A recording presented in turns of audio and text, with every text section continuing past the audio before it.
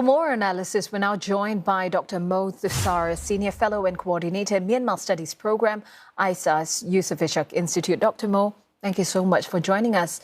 You know, the Myanmar military has been really promising to hold elections, but let's zoom in on one aspect of the planned polls. There's been precedents in Myanmar where some wards are exempt from holding elections due to the ongoing civil war conflict. But with this coup, the Myanmar military is set to have control of only 30% of the country. How do you envision elections to take place under such circumstances? How much weight does it give the international community to reject polls that are uncovered throughout the country? Thank you, Ella. Great question. Well, indeed, if we look at it, of course, the numbers, the percentages, I think we also need to take into consideration the percentage of townships that are also experiencing active resistance against, pushback against military rule. So we need to look at it all in that kind of perspective.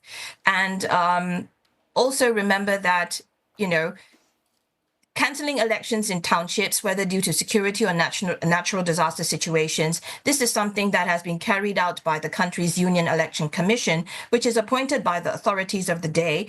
And we saw that in the 2015 election and also in the 2020 election, where, the commission mainly gave as reason security concerns or conflict in those areas that would make it difficult for holding free and fair elections. Now, you mentioned control. I think the ongoing conflict in the country that we see today is of a scale that we have not witnessed before. And the military has also suffered an unprecedented loss of 2 regional commands. But there are 12 other regional commands that the military is holding on to, and the State Administration Council military regime is also trying to hold on to control of the state and regional capitals. There are 14 states and region divisions. Even as it tries to consolidate its defense services training cohorts closer to the capital. And the resistance forces in Myanmar have also warned of their intention to deter the regime-orchestrated elections by any means. So I think all this reveals to me the implausibility of the State Administration Council's efforts to orchestrate an election, but also it seems quite intent to push ahead with it. So even so, I think we have to be careful that the SAC's election narrative continues to maybe seize the attention of some external interlocutors. And so it's important that members of the international community, including Myanmar's neighbors, send a consistent message of concern related to the safety of the people and the will of the people in Myanmar in relation to any projected elections organized by a military regime that has experienced pushback against it since the coup in 2021. Yeah, 4 years down, from the coup, there's really a stark change in ASEAN junta engagement. In late 2021, the bloc collectively excluded Army Chief Min Aung Hlaing and his junta foreign minister from taking part in high-level ASEAN meetings. But in recent months, half of ASEAN has openly engaged the Myanmar army, including face-to-face meetings between leaders and Min Aung Hlaing. How will such a stance undermine or even perhaps complement ASEAN's efforts on Myanmar, which still refuses to roll out the 5-point consensus? Right. Another good point. I think we need to first view this in the context of which meetings that the senior general and his ministers are barred from attending. It's at summits. And that started in the summit that was under Brunei's chairmanship in 2021. In early 2022, under Cambodia's chairmanship, that the restriction of the senior general and senior members of the State Administration Council junta to such high-level meetings, that was expanded in early 2022 to include foreign ministers' meetings. So that's what we have today. Only a non-political representative is welcome to attend such high-level meetings.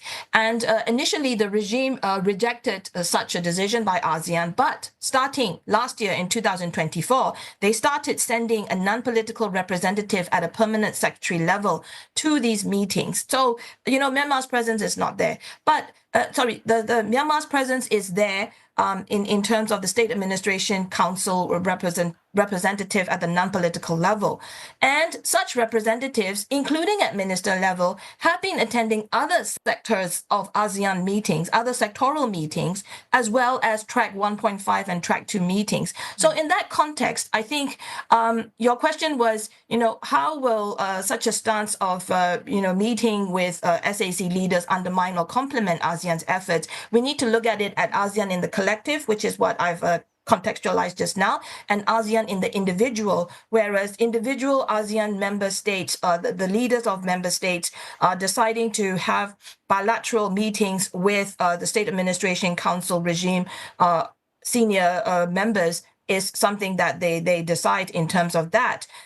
So it can undermine ASEAN's efforts if such engagements just take the position of privileging the State Administration Council military regime as its primary or sole interlocutor, but it can complement ASEAN's efforts on Myanmar if such engagements hold a consistent message that ASEAN has been collectively expressing of concern of the situation, the deteriorating situation in the country, and the importance for the State Administration Council not to conflate its own political roadmap with what ASEAN has identified as priorities to which the senior general committed to in April 2021.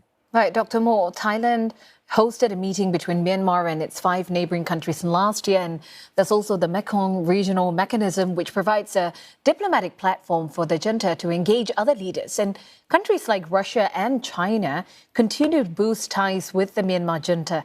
Can ASEAN still be at the driver's seat and retain its credibility? Okay, this actually links back to the point that we were discussing earlier too, Ella. Of course, regionally, I think also in the annual surveys that my institute, the Institute of Southeast Asian Studies, ISEAS Yusof Ishak Institute, conducts annually, there's a question about ASEAN's response to the Myanmar crisis. And regionally, the appetite, including from respondents from Myanmar, actually do emphasize the importance of talking to everyone, including the National Unity Government, the political stakeholders in Myanmar, to build trust. So I think that's something about engagement that we need to look at, engaging everyone. And of course, in that sense, when you when there is this stance about engaging everyone, regardless of whichever side of the political divide they are on, then these meetings, which actually have met with, have included, invited, or engaged representatives of the junta, I think we also need to see that in the previous context. What kind of messages of concern are being sent and so on. So I think that's one point. The other point that you raised about countries such as Russia and China, these, the regime in Naypyidaw is continuing bilateral diplomacy with such countries, which it views as being among its axis of support. But we also need to look at using the ASEAN Dialogue Partnership Mechanism here. For example, the ASEAN-China Dialogue Partnership, the country coordinator starting this year for the next few years, next 3-year cycle, is Malaysia. Malaysia also happens to hold the ASEAN chairmanship for this year. So I think there are priorities that we can try to use these different platforms by ASEAN collectively to really impress upon its dialogue partners. The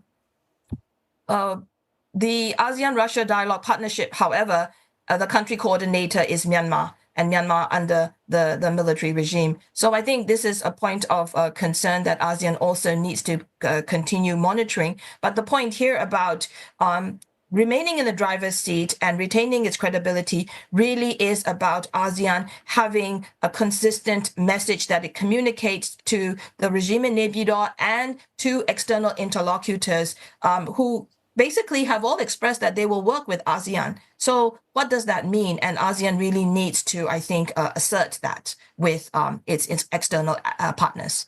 You spoke about Malaysia. In one of your opinion pieces, you said ASEAN desperately needs a new strategy for Myanmar, one that is inclusive, sustainable, and united. And with Malaysia's closeness to Russia and China, and Prime Minister Anwar's plan to really tap the help of former politicians from Singapore, Thailand and Indonesia, what can Malaysia do to come up with a new strategy? Well, thanks, Ella, for reading that commentary. I think the intent there was, proposing that rather than viewing the ongoing crisis in Myanmar piecemeal year after year as chairmanships change, I think right now with Malaysia at the helm of ASEAN's chair and cooperation for this year, it's really in a good position to put into place a strategy, a new strategy or approach that, of course, has ASEAN's foundational principles at its core, but also looks at continuity of effort across different chairmanships and really start looking at what's happening in Myanmar, not as something that can be addressed or solved within the space of one chairmanship year, but really look at it in terms of a medium to longer term approach where helping the people of Myanmar